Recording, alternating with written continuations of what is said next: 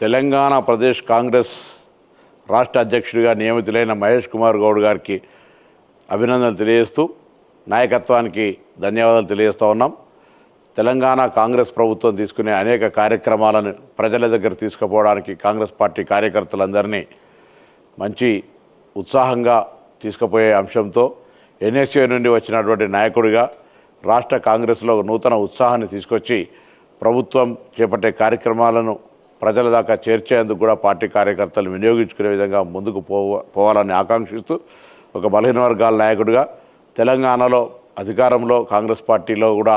బలహీన వర్గాలకు సముచిత స్థానం వచ్చే విధంగా మరి రాష్ట్ర కాంగ్రెస్ అధ్యక్షుడిగా తన ప్రయత్నాన్ని కొనసాగించాలని కోరుకుంటూ మహేష్ కుమార్ గౌడ్ గారికి మరొకసారి అభినందనలు.